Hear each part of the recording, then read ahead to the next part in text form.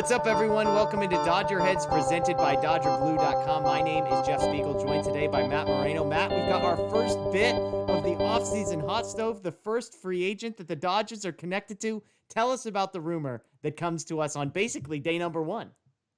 Yeah, I mean, I think we all expected the Dodgers to be linked to starting pitching this offseason. Probably not the name fans were expecting right off the bat or are going to be the most excited about. But Joel Sherman of the New York Post reported that the Dodgers are among the teams with interest in Andrew Heaney, who may be someone who is looking to kind of sign early, aka before a potential lockout with the CBA at the start of December. And as we discussed on our previous shows, Andrew Friedman said that is something the Dodgers are absolutely open to with, their free agents and any other free agent who might be looking to get a deal in place. Uh, yeah, so I think, he named Sherman named the Dodgers, the Nationals, and the Blue Jays as the teams being linked to Heaney so far.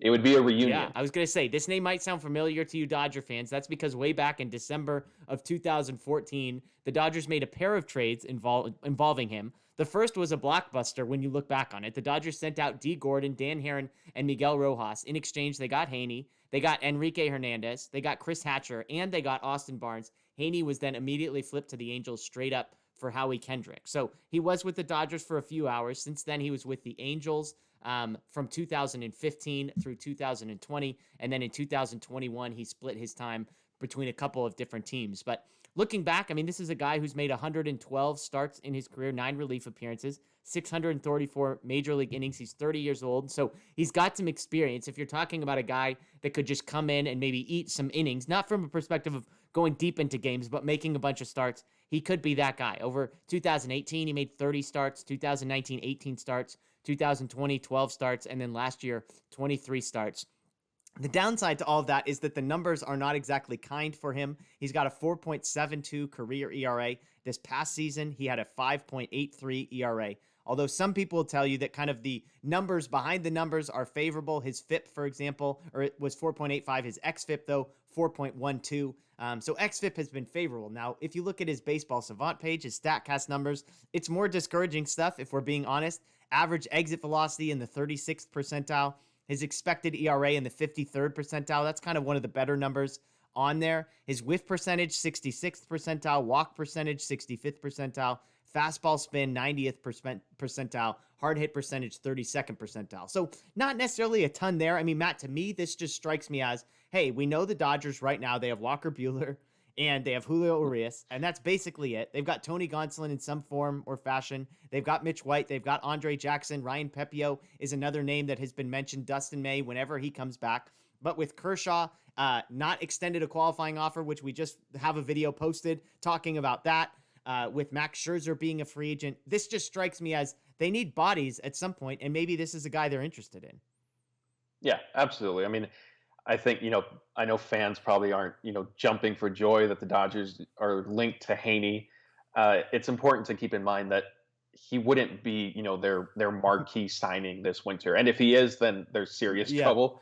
But the front, under Friedman, the front office has always subscribed to the theory of you can't have enough yeah, pitching. And the 2021 season yeah. was Until a last year. stark reminder of that, right? Like we went into this past season thinking Dodgers have Too more much. pitchers than they have Yep. spots on their active roster, right? Like even looking at, Gonsolin and David Price ended up in the bullpen. Like, well, that didn't end up working out because there were Yeah. injuries just across the board. So as you said, Haney would just be somebody, probably a fifth starter. I think probably, in the mold of what they expected when they traded for Danny Yeah. Duffy, if he was able to get healthy, where he could be somebody who makes a couple spot starts for you, or he's then in the bullpen as kind of your swing Yeah. guy. Um, it is what it is. If they were to sign him, obviously, I'm assuming it would be on a relatively team friendly Yeah. deal. So under that assumption, Haney is a top 10 pick. The Dodgers have experience Yeah. with reclamation projects, if you will. So you take what his upside at least once was, and you couple it with maybe the Dodger scouting and all the other elements, and they might be able to get more production, better production out of him than what's been seen thus far. Yeah, and I mean, again, there are people that are smarter than me that look at Heaney and they say, hey, there's untapped potential here. There are metrics that suggest his ERA and that type of thing should be better than it actually is. And so, look, if you're going to throw a dart, I would rather it be at someone like that who at least you can point to something and say, hey, there's hope here. I mean, the Dodgers liked him back in 2014. And if you look at that, the Austin Barnes portion of that trade worked out. The Kike Hernandez portion of that trade worked out. The Chris Hatcher portion of that trade, okay, that one didn't work out necessarily, but clearly there was something that they saw. Again, he's just 30 years old. He is a left-hander. And this is a guy that, who knows, maybe they see something in and say, at the very least, we're going to get just sort of bulk innings. I mean, he's striking out 10.4 batters per 9 innings last season. That's a really good number. And so if this is a guy that you can plug in and say, hey, can we get 20 starts from you going about 5 innings per, then that's valuable. He made $6.75 million in his last year of arbitration. So, I mean, maybe he's probably in that neighborhood. Can you sign him to a 2-year deal worth $12 million, $15 million, somewhere in there, just to eat innings? I mean, as much as Dodger fans would be disappointed if this was the first signing, I would have to imagine that after watching a team literally run out of starting pitching in the playoffs, you'd have to be excited saying, at least they're doing something.